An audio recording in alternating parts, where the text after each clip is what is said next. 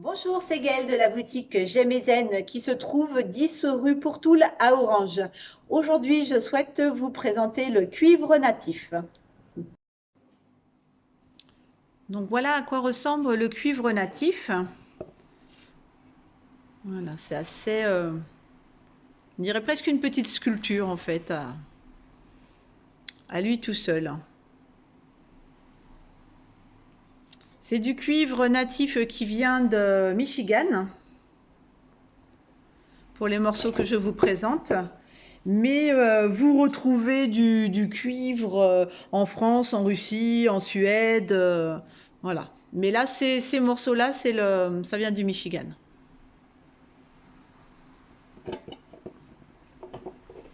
C'est une pierre qui a pris beaucoup de valeur.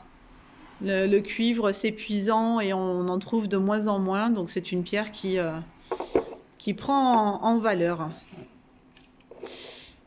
C'est assez connu le cuivre pour ses propriétés anti-inflammatoires, hein. Il y a beaucoup de personnes qui portent, vous savez, ces joncs en cuivre pour leur douleur articulaire. Pour la composition chimique de cette pierre, bah, c'est un élément chimique pur, hein, donc c'est du cuivre tout simplement. Alors, pour les propriétés énergétiques, c'est un excellent conducteur qui agit comme une antenne captant les énergies cosmiques afin de les diffuser dans le corps par le chakra coronal, donc chakra qu'on a au-dessus de la tête. Il rééquilibre les émotions avec le mental. Il donne le courage de lutter contre la mélancolie et les idées noires. Utilisé avec une améthyste, par exemple, c'est un excellent outil de méditation, de télépathie, pour faciliter le voyage astral ou pour tout autre divinatoire. Pour ceux qui ne savent pas à quoi ressemble l'améthyste, donc là j'ai un petit amas d'améthyste. Voilà, c'est cette pierre violette qui est une très bonne pierre aussi pour justement travailler sur l'énergie du coronal.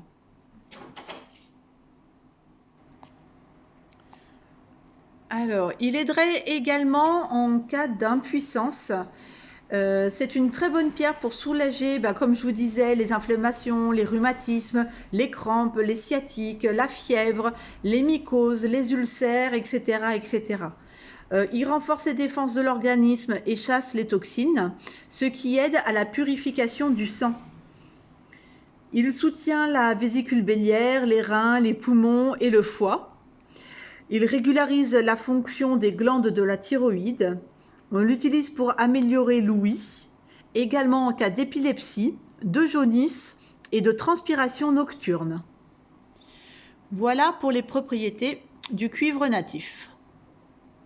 Pour la purification et le rechargement du cuivre, il faut savoir que c'est une pierre qui absorbe énormément et qui du coup sature aussi très rapidement.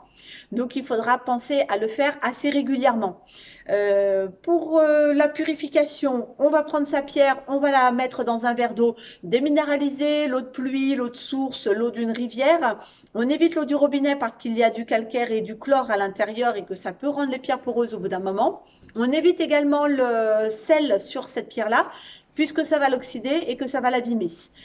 Pour le rechargement, eh bien, on utilise tout simplement le soleil. On va faire sécher sa pierre au soleil au moins 1 heure ou 2.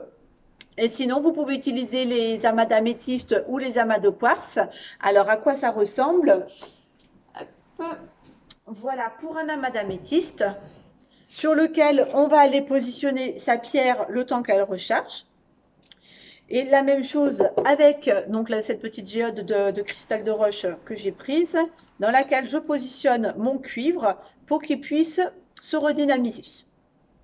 Voilà, donc pour la fréquence, au moins 1 fois par mois pour éviter que la pierre sature trop vite. Je vous souhaite une excellente journée et je vous dis à bientôt.